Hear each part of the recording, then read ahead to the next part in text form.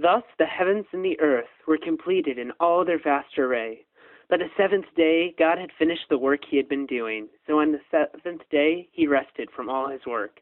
And God blessed the seventh day and made it holy, because on it he rested from all the work of creating that he had done. This is the account of the heavens and the earth when they were created.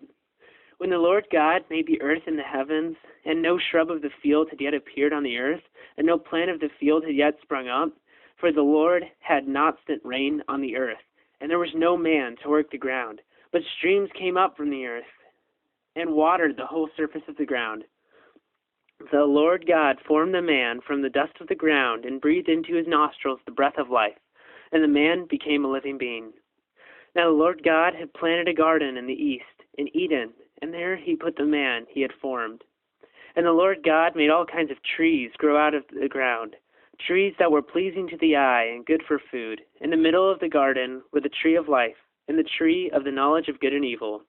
A river watering the garden flowed from Eden. From there it was separated into 4 headwaters. The name of the first is the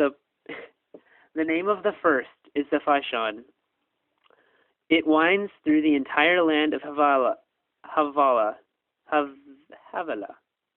where there is gold. The gold of that land is good. Aromatic resin and onyx are also there. The name of the second river is the Gihon. It winds through the entire land of Cush. The name of the third river is the Tigris. It runs along the east side of Asher. And the fourth river is the Euphrates. The Lord God took the man and put him in the Garden of Eden to work it and take care of it. And the Lord God commanded the man, "You are free to eat from any tree in the garden, but you must not eat from the tree of the knowledge of good and evil, for when you eat of it, you will surely die." The Lord God said, "It is not good for the man to be alone. I will make a helper suitable for him." Now the Lord God had formed out of the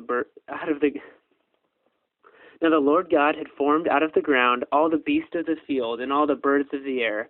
He brought them to the man to see what he would name them.